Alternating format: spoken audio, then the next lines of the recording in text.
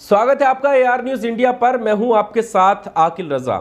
सदन के अंदर स्मृति ईरानी ने हंगामा शुरू किया राष्ट्रपति के अपमान को लेकर और कहा कि सार्वजनिक तौर पर माफी मांगे। हालांकि कांग्रेस के सांसद अधीर रंजन चौधरी ने माफी मांग ली है, लिखित में भी माफी मांगी है। लेकिन अब सवाल यह उठता है कि जिसको लेकर बहस की जानी चाहिए, क्या उन मुद्दों पर बहस होगी? आरोप ये लग रहे हैं कि स्मृति ईरानी का इस तरह के मामलों पर हंगामा करने का सिर्फ और सिर्फ एक ही मकसद है दोस्तों, और वो है महंगाई और बेरोजगारी पर। जो युवा बेरोजगार सड़कों पर घूम रहे हैं उस पर बहस ना हो। इसके अलावा दूसरा मुद्दा यह है कि उनके अवैध रेस्टोरेंट पर जिस तरह से वो फंसती हुई नजर आ रही हैं, उस मुद्दे को छुपाने के लिए उसकी बौखलाहट में ये सब काम स्मृति ईरानी कर रही हैं, जिसकी वजह से उन्होंने सोनिया गांधी के साथ बदतमीजी की है और धक्का मुक्की है। इस तरह के आरोप विपक्ष खासकर कांग्रेस के सांसद लगाते हुए नजर आ रहे हैं। लेकिन इसके इतर एक मुद्दा और है, बड़ा मुद्दा। वो ये है कि स्मृति ईरानी जिस चीज को लेकर कह रही हैं कि वो बहुत ज्यादा आहत हुई हैं और देश को शर्मसार करने वाली ये घटना है कि अधीर रंजन चौधरी ने राष्ट्रपति को राष्ट्रपत्नी जैसे शब्द का इस्तेमाल किया। सदन के अंदर ये बात कहती हुई नजर आ रही है। लेकिन देखिए आप इनका दोहरा रवैया कैसा है, दोहरा मापदंड कैसा है। यही शब्दों का इस्तेमाल पहले भी हो चुका है। अब आप हैरान हो जाएंगे। और किसी और ने इन गलत शब्दों का इस्तेमाल नहीं किया है, बल्कि खुद स्मृति ईरानी के एक बेहद ही करीबी ने, जब पूर्व राष्ट्रपति प्रतिभा पाटिल थी, उस टाइम वो राष्ट्रपति थी देश की, उस वक्त उनके लिए इन्हीं शब्दों का इस्तेमाल किया गया था। और आप देखेंगे जिस शख्स ने उन शब्दों का इस्तेमाल किया, वो शख्स स्मृति ईरानी के ट्विटर हैंडल पर करीबी बताया जा रहा है। कांग्रेस का आरोप है कि बातचीत भी आपस में होती है, उसके बावजूद उस वक्त स्मृति ईरानी की आत्मा नहीं जागी थी, एकदम खड़ी नहीं हुई थी कि ये कैसे शब्दों का इस्तेमाल कर दिया। लेकिन यहां पर पूरे सदन में हंगामा मचा हुआ है।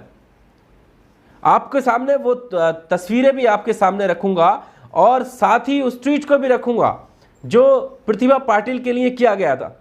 उसके बाद हम आगे बात करते हैं। सबसे पहले आप ये ट्वीट देखिए।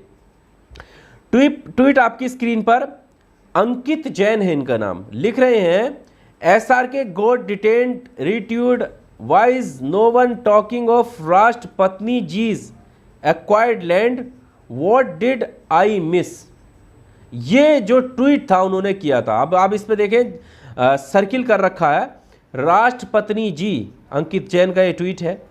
यहां पर आप देखेंगे कि इसी बंदे को वो विश करते हुए नजर आ रही है। क्या लिख रही है? हियर्स विशिंग्स हीरा सेठ a very happy birthday Indian Twitter वो ट्विटर हैंडल है जो कि अंकित जैन का है।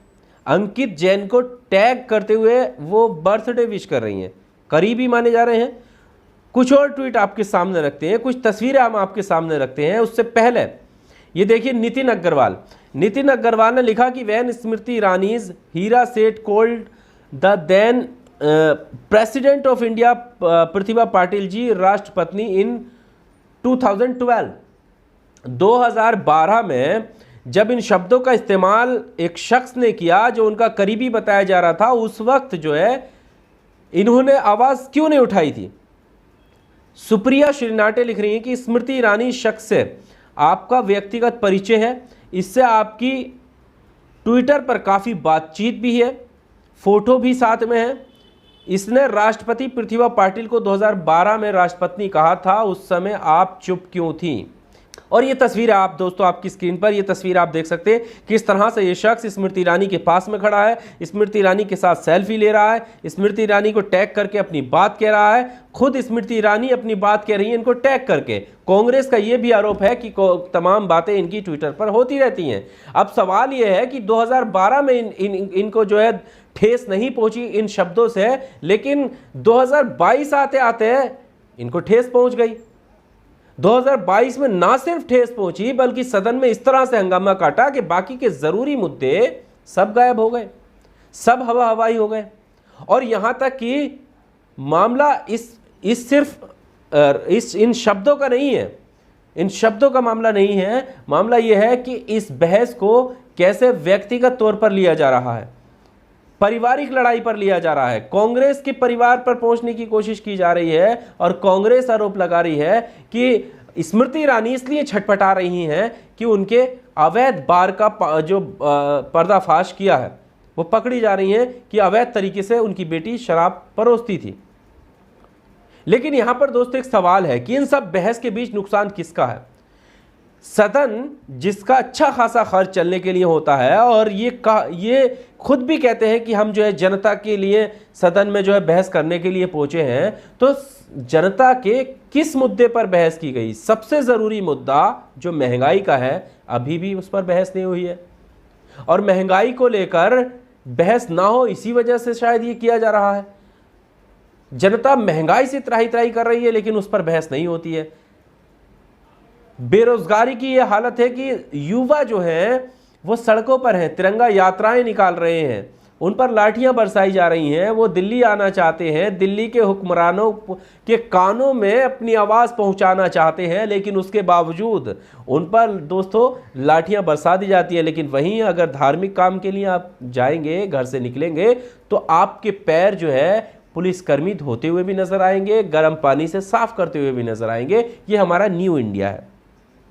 स्मृति ईरानी को लेकर, इस मामले को लेकर आपका क्या कहना है? कमेंट बॉक्स का सहारा लेकर अपनी राय जरूर दीजिएगा। वीडियो अगर आपको अच्छा लगा हो तो लाइक कीजिए, शेयर कीजिए और चैनल को सब्सक्राइब जरूर कीजिएगा। बहुत शुक्रिया।